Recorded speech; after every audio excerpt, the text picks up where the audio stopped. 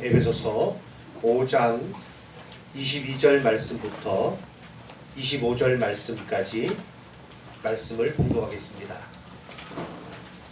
신약성경 에베소서 5장 22절로 25절까지의 말씀입니다.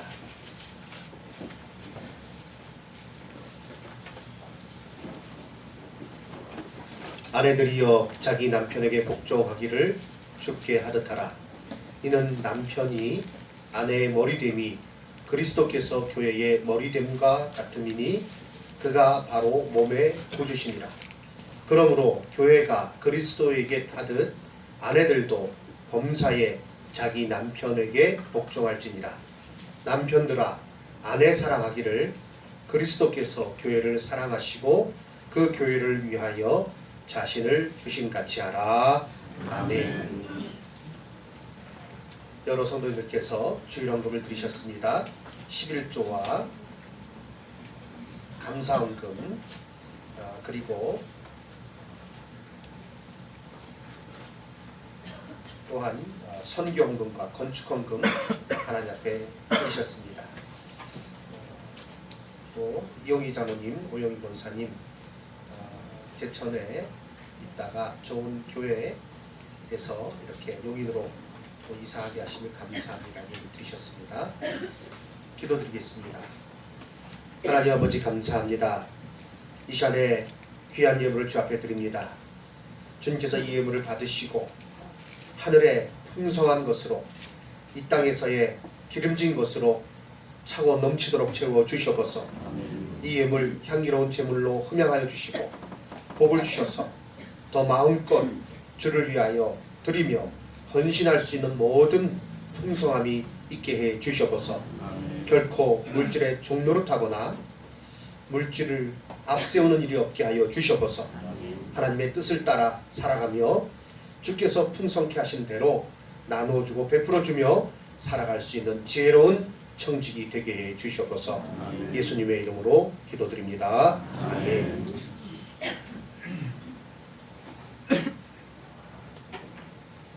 오늘 읽어드린 에베소서 5장 22절 이하 25절까지의 말씀을 가지고 같은 원리의 가정과 교회 생활이란 제목으로 말씀을 드리겠습니다. 한번 같이 외쳐주시기 바랍니다. 같은 원리의 가정과 교회 생활. 아멘. 하나님께서 친히 만드신 두 사회가 있습니다. 공동체가 있습니다. 바로 가정과 교회입니다. 최초의 결혼 주례자는 하나님이십니다. 최초의 신랑과 신부는 누굽니까? 하와와 아담과 하와입니다. 하나님께서 그 두 사람에게 사명을 주셨습니다. 그 사명, 부부가 함께 이룰 수 있는 사명입니다. 창세기 1장 28절 말씀이죠.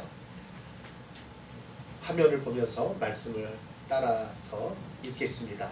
하나님이 같이 읽겠습니다. 하나님이 그들에게 복을 주시며 하나님이 그들에게 이르시되 생육하고 번성하여 땅에 충만하라. 땅을 정복하라. 나라의 고기와 하늘의 새와 땅에 움직이는 모든 생물을 다스리라 하시니라. 아멘. 창세기 1장 28절은 문화명령이라고 해서 아주 중요한 성경 구절 중에 하나입니다. 그런데 이 말씀, 이 사명대로 살려면 부부가 같이 남과 여가 부부가 되어서 이 사명을 이루며 살아갈 수 있는 것이지요. 그런데 요즘에 신문을 보면 점점 우리나라는 아직까지는 괜찮습니다만 많은 나라에서 동성 간의 결혼을 합법적으로 인정합니다. 우리나라에서도 동성 결혼식을 청계천 광장에서 올리고 서대문 구청에 혼인신고를 하고 그것이 받아들여지지 않자 행정소송을 내고 법원에서 최종 결정이 내렸습니다. 법에 근거가 없다. 그래서 안 된다. 그런데 그 앞에 전문이 이제 사회적인 논의와 법의 그런 제정을 통해서 앞으로 어찌 될지는 모르겠지만 지금은 안 된다. 이런 내용이에요. 이런 모든 것을 볼 때 정말 마지막 때가 되었구나 하는 것을 느끼게 됩니다. 정신 차려서 신앙생활을 해야 돼요. 이 시대가 얼마나 하나님의 창조 질서를 위배하는 가운데 거꾸로 가는 시대인지 모르겠습니다. 하나님께서 남자와 여자를 창조하시고 둘이 한 몸이 되어서 부부가 되어서 가정을 이루어서 하나님 주신 명령을 따라서 살아갈 수 있도록 하셨습니다. 하나님께서 또 하나의 사회를 세우셨는데, 공동체를 하나님께서 제정하셨는데, 그것은 바로 교회입니다. 하나님께서는요, 자신의 핏값으로 교회를 세우셨습니다.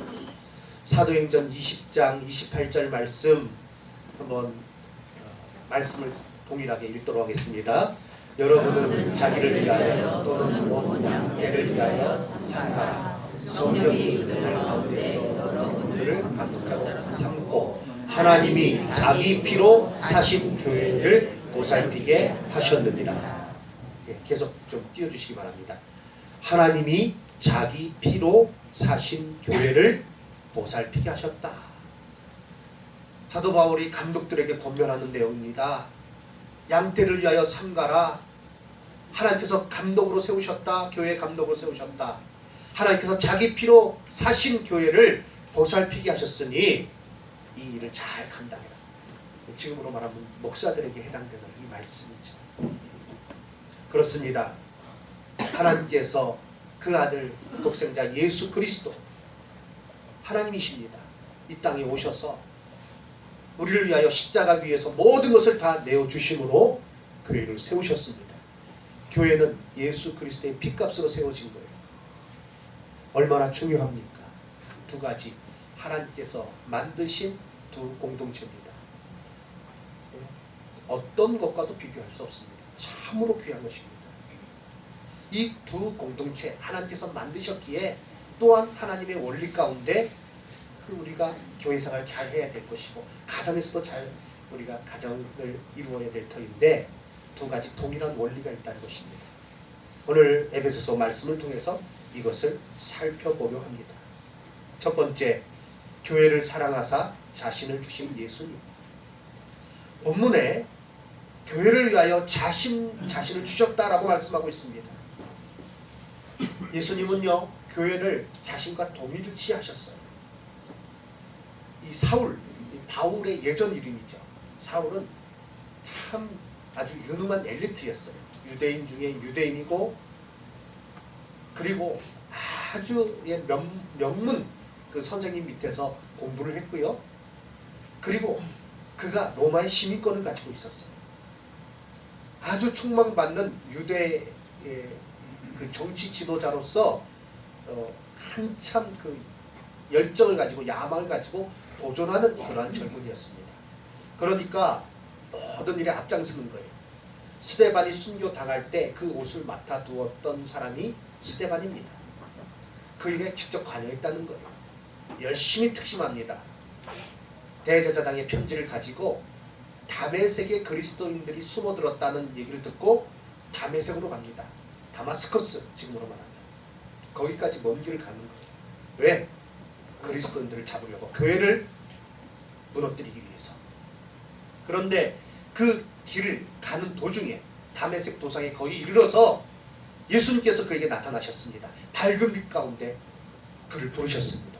그리고 예수님께서 사울에게 하신 말씀은 사울아 사울아 내가 어찌하여 나를 핍박하느냐 라고 말씀하십니다. 내가 왜 교회를 핍박하니? 내가 왜 교인들을 못 살리구니? 그렇게 말씀하신 것이 아니라 왜 나를 핍박하느냐. 교회를 예수님께서 자신과 동일시하십니다. 왜요? 자기의 핏값으로 세우신 교회이기 때문에 그렇습니다.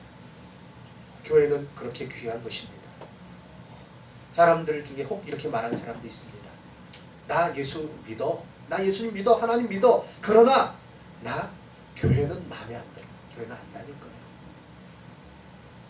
교회, 물론 우리 이 땅에 있는 교회가 완성되어져 가는 교회고, 그 다음에 전투적인 교회이기 때문에 뭐 우리 자신이 성도지만 불완전한 것처럼 교회도 이 땅에 보면은 이 지상교회도 그러한 면이 있습니다만, 그러나 그것이 교회의 존재 이유를 뒤엎을 수 없습니다. 우리는 교회가 예수 그리스도의 피값으로 세워진 것이요, 그리고 교회를 통해서 일하신다는 것을 깨닫고 교회를 사랑하는 마음으로 교회에서 기도하고 교회를 귀히 여기는 마음 가운데 섬김으로 신앙생활 해야 될 줄로 믿습니다. 아멘. 우리가 찬송 부르는 대로 이 교회에 위하여 눈물과 기도로 내 생명 다하기까지 봉사합니다.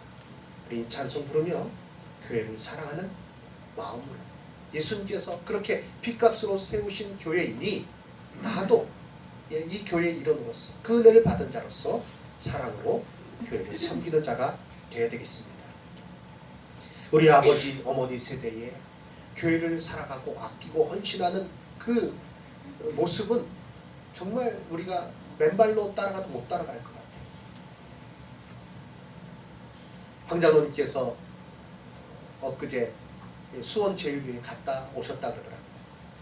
그래서 그 얘기 나누면서 이제 장로님과 이렇게 얘기를 나눴는데, 수원제일교회가 제 모교입니다. 거기서 유아 세례 받았고요.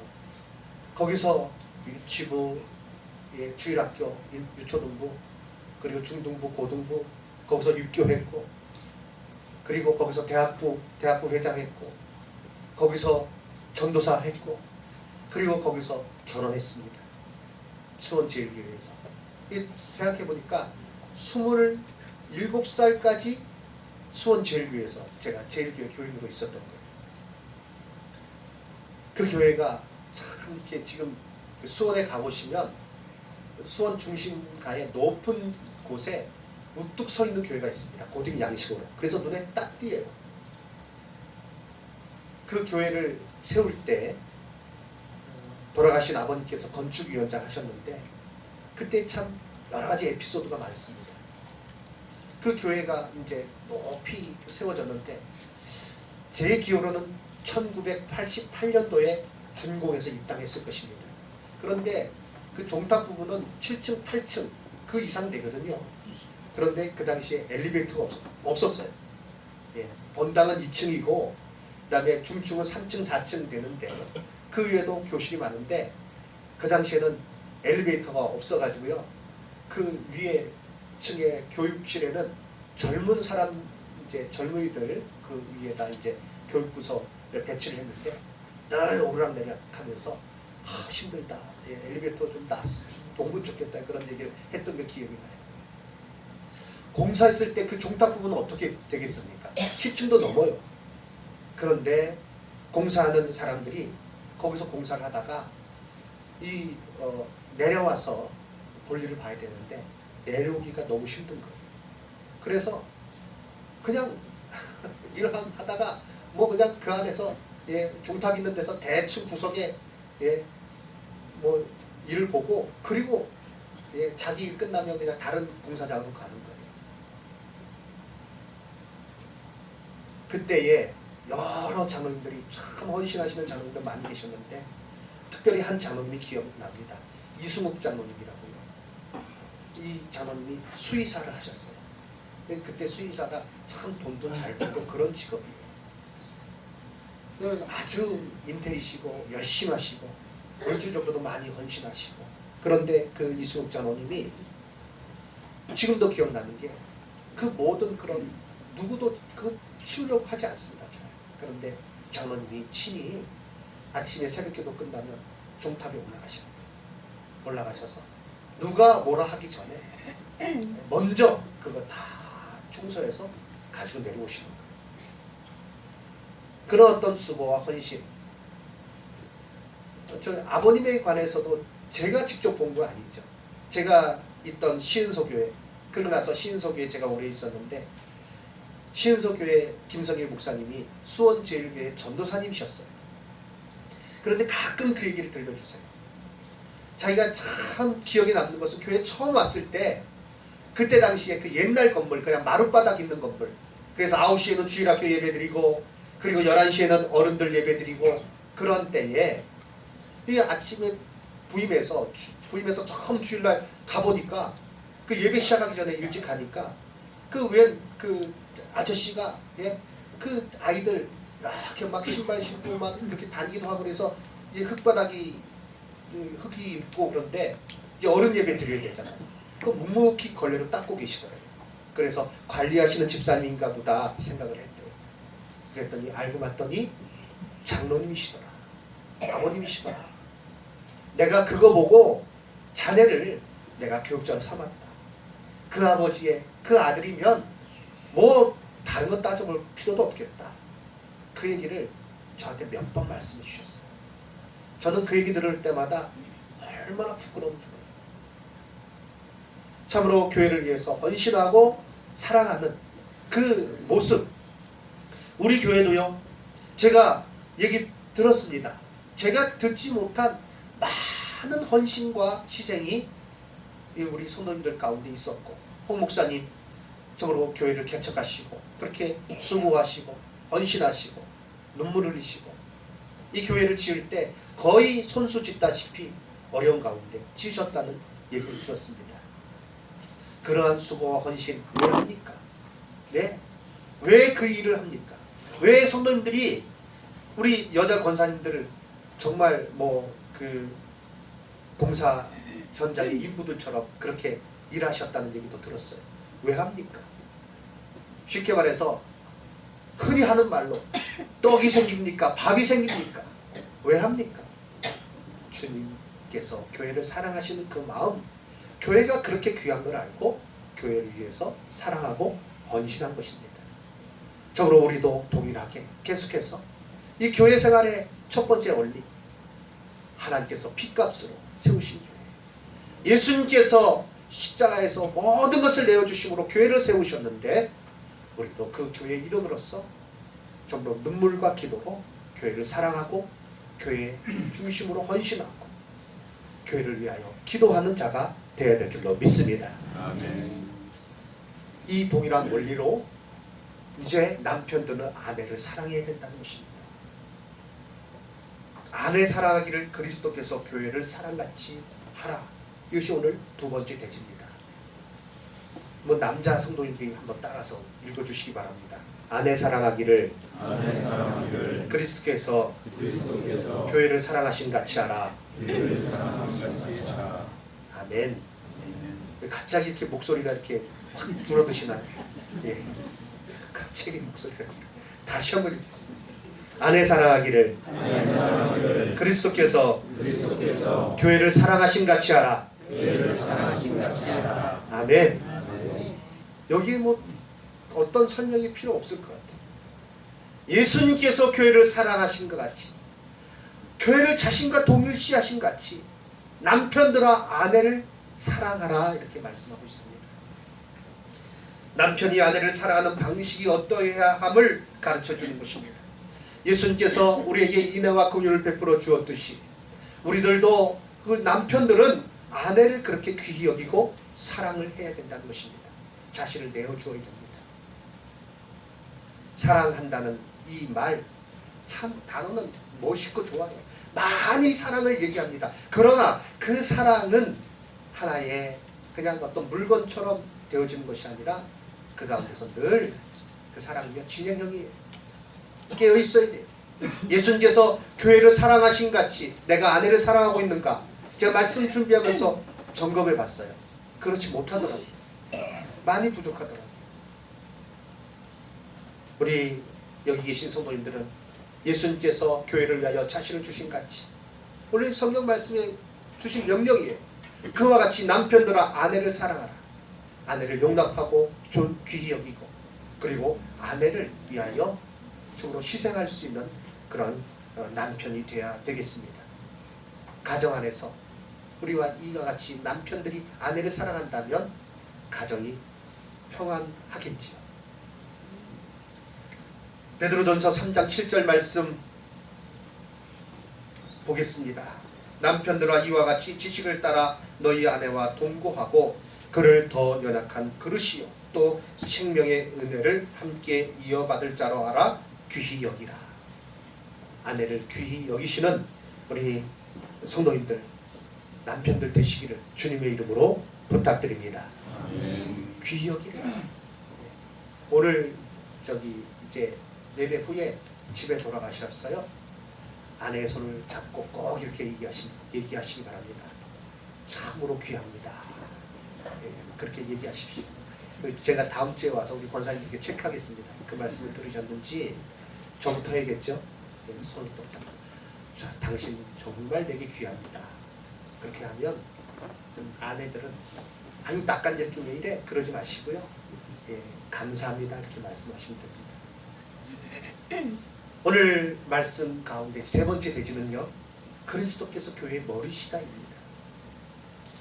교회를 몸으로 비유할 때 예수님께서 머리시고 우리는 각 지체라고 말씀합니다. 이것은 전적으로 교회가 예수 그리스도의 명령에 따라서, 그 뜻에 따라서 교회가 움직여야 됨을 말씀하는 것입니다. 우리의 몸이 있어요. 예, 그런데 머리가 있어요. 머리가 몸으로 비유하면 이 어떤 명령의 주체입니다. 그랬을 때 이 머리에서 명령하는 대로 몸이 움직여지지 않는다. 큰 병이 걸린 거예요. 무엇을 할 수 있겠습니까? 야구하는데 투수가 공을 던지려고 하는데 지금 저쪽에 이제 포수를 향해서 스트라이크를 던져야 돼요. 그런데 공이 손이 말을 듣지 않아가지고 막 일로 던지고 막 절로 가고 그러면 어떻게 운동을 하겠습니까? 예? 모든 게 마찬가지예요. 예, 손을 들려고 하는데 손이 거부를 해요. 에이 나는 싫어. 가만히. 큰일 나는 겁니다. 운전을 하는데 이제 브레이크를 밟아야 돼요. 브레이크를 밟으라고 명령을 내립니다. 그런데 에이 난 싫어. 안 밟을래. 그거 어떻게 되는 겁니까? 교회가요, 누구의 뜻을 따라야 되는가? 교회 주인은 누군가? 목사가 아니지. 누구 어떤 장로님도 아닙니다. 교회 내에서 거듭 말씀드리지만 교회에서의 직분은 계급이 아니에요. 다 섬기는 직분입니다. 중요하면 중요하다고 생각하는 직분일수록 더 많이 섬겨야 되는 것입니다. 누구의 명령을 따라서요? 예수 그리스도의 명령을 따라서. 예수님께서 원하시는 그 뜻을 따라서 움직여질 때 교회는 부흥되는 것이요, 교회가 그 사명을 잘 감당하게 될 줄로 믿습니다. 초대 예루살렘 교회의 부흥의 비결은 무엇입니까? 그들이 사도의 가르침을 받아 무엇입니까? 예수 그리스도께서 말씀하신 그 말씀을 그들이 받았고 그 말씀대로 서로 유무상통하면서 살아가면서 전도하기에 힘쓰므로 예루살렘 교회가 부흥되었던 것입니다. 그런데 한 가지 명령은 좀 소홀했어요. 예루살렘과 온 유다와 사마리아와 땅까지 이르러 내 증인이 되라. 이것이 확대되어야 되는데 확대되지 않는 가운데 하나님께서 예루살렘 교회를 흩으셨을 때 그들은 정신을 차리고 가는 그곳에서 복음을 증거했습니다. 그러므로 복음이 각처에 퍼지게 되었습니다. 교회는요, 교회의 머리는 예수 그리스도이십니다. 이 말은 다른 것 없어요. 교회는 예수님의 명령에 따라서 움직여져야 된다는 거예요. 우리 성도님들 개인적으로 적용시키자면 교회에서 처음으로 예수님의 명령에 따라서 움직이는 이 일에 내가 좋다고 하고 나는 마음에 안 들어, 그러니까 나는 안 하겠다, 이렇게 하면 안 된다는 거예요. 모두 다 우리가 다 같이 한 마음으로 예수 그리스도의 명령에 따라서 같이 움직임으로, 같이 우리가 함으로, 서로 유기적으로 연결되어서 각자의 맡은 일에 충성을 다함으로 우리 교회는 부흥되게 될 줄로 믿습니다. 그리고 그 개인은 복을 받게 될 것입니다. 네 번째 대지는요, 이 원리에 따라서 이제 아내는 남편을 존중하고 복종해야 된다는 것입니다. 한번 우리 여자 성도님들이 따라해 주시기 바랍니다.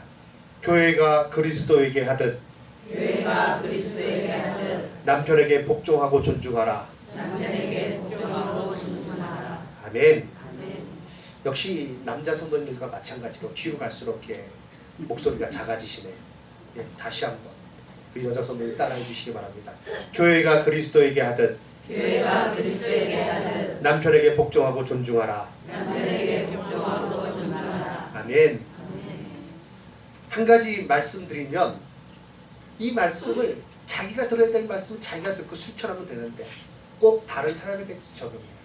같이 목사님 얘기하는 거 들었지? 당신 그 태도가 뭐냐? 아내는 아내들이 들어야 될 말씀을 들으면 되고 남편은 남편이 들어야 될 말씀을 들으면 되지, 자기 것은 적용 안 하고 그 다른 거 가지고 서로 비판하는 그런 일이 없길 바랍니다. 아내가 남편을 사랑함으로 나타내야 할 모습, 사랑하기 때문에 나타내야 될 모습은 존중과 복종임을 말씀하고 있습니다. 남편이 아내의 머리라고 말씀합니다. 이는 상하의 계급을 말하는 게 아니에요.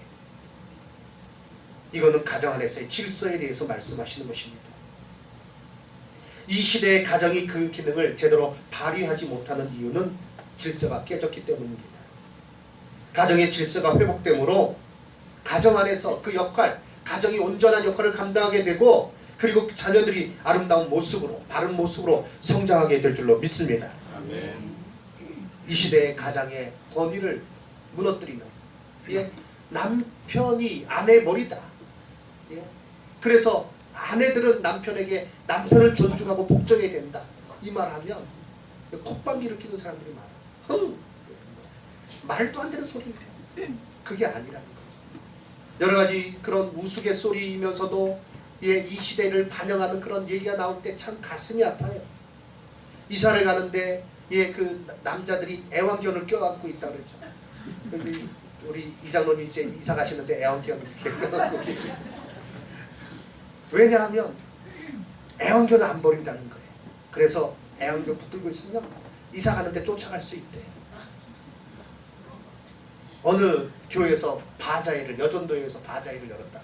그 주보에 광고가 나왔습니다. 이제 여전도에 바자회를 몇 월 며칠 언제 합니다. 집에서 안 쓰는 물건이나 쓸모없는 물건을 꼭 가지고 오시기 바랍니다. 그리고 그런 뜻은 아닌데 옆에다 가로치고 남편도 꼭 데리고 오시기 바랍니다. 남편하고 이제 같이 오라는 건데 이제 뉘앙스가 이상하게 된 거죠. 아니 어떤 남편이 얼굴에 멍자국이 들어서 친구를 만났는데 너 왜 이렇게 멍이 들었냐? 아내가 때려서 멍 들었다. 무슨 말을 했는데 뭘 했길래 이렇게 아내가 때렸냐? 어디 가냐고 물어봤더니 이렇게 했댔다. 나이 80 넘어서 아침에 눈 떴더니 이렇게 됐다. 그런 얘기다. 이게 참 이게 모든 이 시대의 그런 어떤 아픔을 얘기하는 거예요. 그러나 우리 성도님들의 가정에서 우리 특별히 여자 성도님들 이 말씀 꼭 기억하시기 바랍니다. 교회가 주께 복종하듯이 오늘 말씀 아내들이여 자기 남편에게 복종하기를 주께 하듯 하라. 이는 남편이 아내의 머리됨이 그리스도께서 교회의 머리된 것 같으니 같은 원리. 그래서 참으로 그 질서를 세우고 가장의 그 권위를 인정하고 그리고 순종하고 서로 화합하는 가운데 아름다운 일들이 이루어지는 것입니다. 그 귀한 예가 사사기 13장에 나오고 있어요. 사사기 13장에 보면 삼손이 태어나는 과정이 나타나 있는데 삼손의 아버지는 마노아예요. 그 아내의 이름은 나오진 않습니다. 근데 이제 이 가정에 아이가 없어요. 그래서 늘 아이를 간구하고 있는데 기도하고 있는데 이 마노아의 아내가 혼자 있을 때 여호와의 사자가 나타나서 이제 너에게 아이가 있을 것이다. 그러니까 부정한 것을 먹지 말고 부정한 것을 손대지 말고 아이가 태어나거든 머리에 삭도를 대지 말고 나시린으로 하나님 앞에 구별된 자로 잘 키워라. 이는 그가 블레셋에서 지금 블레셋에 그 억압당하고 있는 상황인데 블레셋에서 너희를 구원할 그런 귀한 자가 될 것이다. 아내가 그 이야기를 듣고요. 이제 천사는 떠나갑니다. 그런데 잘 몰랐어요. 이 아내가 여호와의 사자인지 누군지 여호와의 사자인 것 같기도 한데 잘 모르겠다. 그래서 이 사실을 그대로 마노아 자기 남편에게 얘기합니다. 마노아에게 하나도 빠짐없이 다 얘기를 해요. 마노아는요 그 이야기를 듣고 하나님께 기도합니다. 하나님 다시 한번 그 사람을 보내주십시오. 그렇게 간절히 기도하는 가운데 이제 다시 여호와의 사자가 나타나는데 역시 그때도 이 마노아의 아내가 밭에 혼자 있을 때 여호와의 사자가 옵니다. 그러니까 이 마노아의 아내가 모든 일을 그 자리에 놔두고 빨리 달려가서 자기 남편을 데리고 옵니다. 그리고 마노아 만나게 하는 거예요. 여호와의 사자가 동일하게 아기가 있을 것인데 부정한 것을 그렇게 먹거나 만지 말고 그리고 나시로서 잘 키워라 얘기할 때 마노아는요 염소를 잡아서 이제 대접하겠습니다 이렇게 얘기를 합니다. 여호와의 사자인지 잘 모르는 거예요. 여호와의 사자가 말합니다. 아니다. 그것으로 하나님 앞에 번제를 드려라. 그래서 마노아가 번제를 드리는데요. 이적이 나타납니다. 불이 확 올라와서 하늘로 쫙 올라가는데 여호와의 사자가 그 가운데 함께 하늘로 올라갑니다. 깜짝 놀란 마노아. 아, 여호와의 사자는 하나님의 얼굴을 배웠으니 나는 이제 꼼짝없이 죽었다. 막 두려움에 쌓여있을 때 그 아내가 마노아에게 얘기합니다. 걱정하지 마십시오. 하나님께서 우리를 죽이시려 했으면 벌써 죽였을 것입니다. 하나님께서 번제를 받으셨으니 그런 일은 없을 것입니다. 마노아가 아내의 얘기를 듣고 안심을 해요. 그리고 나서 삼손이 출생됩니다. 예, 이것이 바로 가정 안에서의 질서가 세워져 있는 가정 안에서 이루어지는 일들이에요. 아내가 그 말씀을 여호와의 사자의 말을 듣고 남편에게 그것을 아뢰고 그리고 마노아는 가장으로서 하나님 앞에 기도하고 그리고 여호와의 천사가 나타났을 때 정으로 그 명령에 따라서 순종할 때 아직 마노아는 잘 모릅니다. 그런데 아내가 또 지혜롭게 그걸 잘 설명해줘서 마노아로 하여금 그 남편으로 하여금 불안하지 아니하고 정으로 지낼 수 있도록 이렇게 하는 이 모습 그렇습니다. 가정 안에서 질서를 세워서 누구는 뭐래더라 누구는 뭐래더라 그것이 아니라 우리는요 세상이 어떻게 돌아가든지 간에 하나님 말씀에 따라서 그 가정 안에서 질서를 세우고 그래서 가정 안에서 하나님의 뜻을 이루어야 될 줄로 믿습니다. 같은 원리의 가정과 교회 생활. 교회에서 우리가 어떻게 됩니까? 하나님 사랑하시는 교회므로 나도 하나님께서 핏값으로 세우신 교회므로 나도 교회를 사랑하고 그리고 교회의 머리가 누구라고요? 예수 그리스도. 그래서 그 명령에 철저히 순종하면서 지내야 돼요. 같은 원리로 가정 안에서 남편들은 아내를 사랑하되 그리스도께서 교회를 사랑하신 것 같이 교회를 위하여 자신을 주신 것 같이 사랑하고 아내들은 정말 그리스도께서 교회의 머리 되신 것 같이 가정의 아내의 머리는 남편인 것을 깨닫고 존중하고 정말 순종하는 가운데 질서를 세우는 가운데 살아감으로 가정이 화목하게 될 줄로 믿습니다. 그래서 우리 교회는요 어느 교회 표가 그 연구표가 그래요. 가정 같은 교회, 교회 같은 가정 그 안에 있는 의미가 큽니다. 우리 성도님들 여기 계신 모든 성도님들 가정과 교회에서 하나님 말씀대로 순종하셔서 큰 복을 받으시기를 주님의 이름으로 축원합니다. 아멘. 기도드리겠습니다. 하나님